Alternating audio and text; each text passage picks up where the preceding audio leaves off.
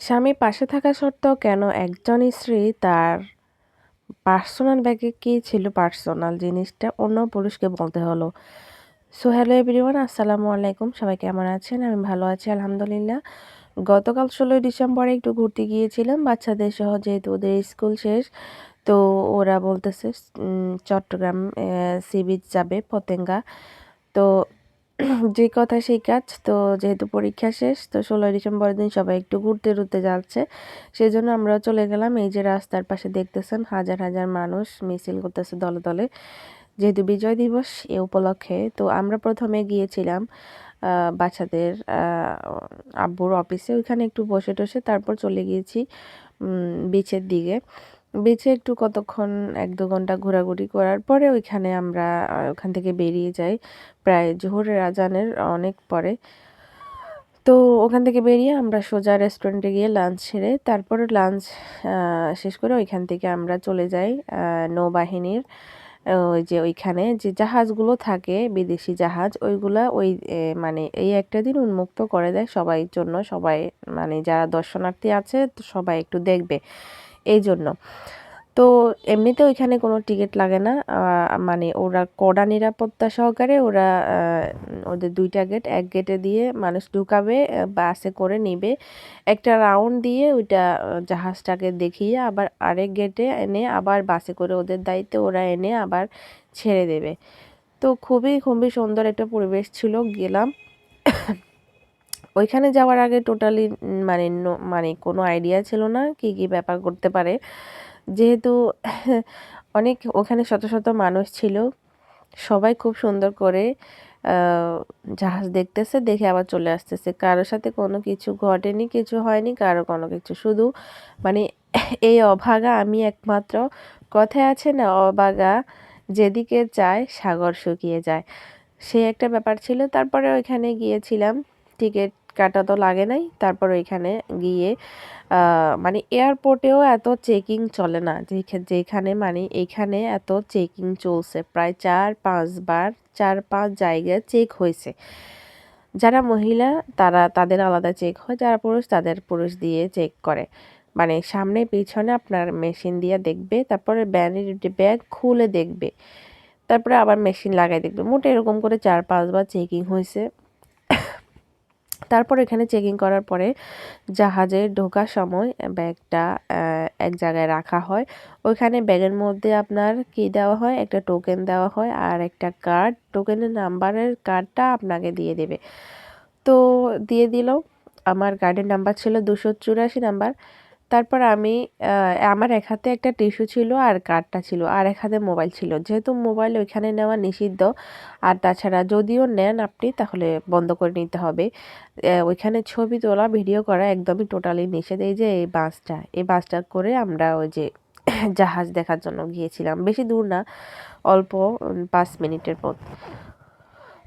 তো তারপরে আমি একটু, একটু করে ভিডিও ক্লিপ নিয়েছি। যেহেতু আমি মোবাইলটা সাথে করে নিয়েছি, অবশ্যই আমাকে একটু, একটু করে ভিডিও করতে হবে। তারপরেও ভিডিও করার সময় একটা অফিসার আমাকে দেখে বলে যে, "ম্যাম, এখানে ভিডিও করা বন্ধ করেন। এখানে ভিডিও করা নিষেধ।"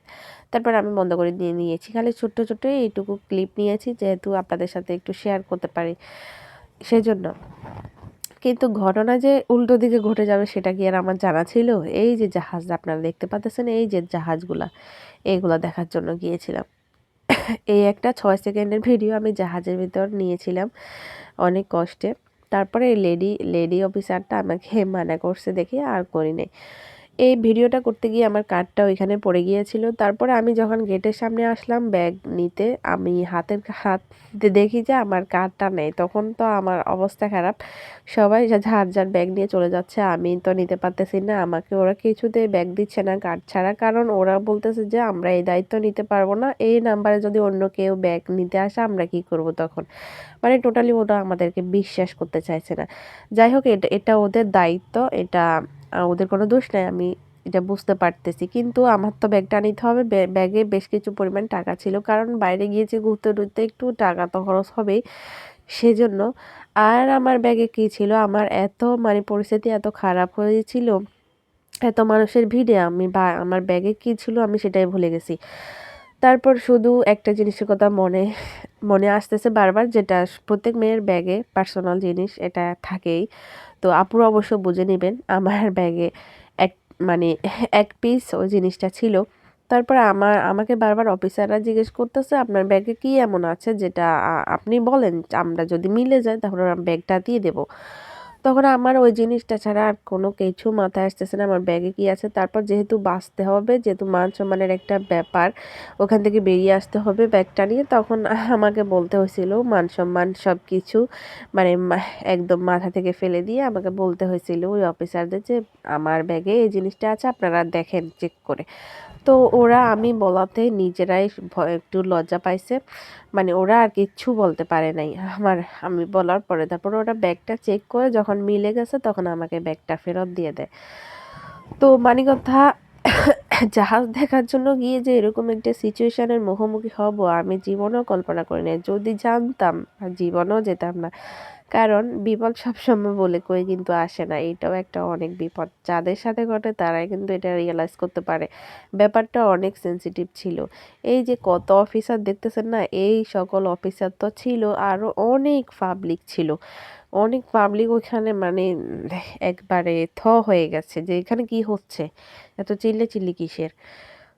এরকম একটা ব্যাপার। পাশ থেকে আমার জামাই আবার আমার সাথে চিল্লাইতেছে যে, "ব্যাগে কি আছে তুমি জানো না? তোমার ব্যাগে কি আছে তুমি জানো না?" এই নিয়ে শুধু বারবার আমাকে চিল্লাইতেছে। আমার মেজাজটা আরো গরম হয়ে গেছে, মাথাটা আরো গরম হয়ে গেছে। মন চাইতেছে ওখানে মাটি ফেটে আমি ভিতরে ঢুকে যাই। এরকম একটা অবস্থা লাগছে আমার। তারপর ব্যাগটা দেওয়ার পরে বেরিয়ে চলে আসছি। বাসে উঠে চুপচাপ বাসায় চলে আসছি। একটা কথাও বলি নাই। মানে আমার জিদে, রাগে, দুঃখে এমন বিরক্ত লাগতেছিল, চরম শিক্ষা হয়ে গেছে বাইরে ঘুরতে যাওয়ার। আমি তো মনে মনে ভাবছি আর কোনোদিন বাইরে ঘুরতেই যাব না। ঠিক আছে, হলো ব্যাপার। তো ভালো লাগলে আপনাদের সাথে একটু শেয়ার করলাম। ব্যাপারটা খুব সেনসিটিভ ছিল তাই। তো আজকের ভিডিও পর্যন্ত শেষ করতে হচ্ছে। দেখা হবে আগামী কোনো ভিডিওতে। আল্লাহ হাফেজ সবাইকে।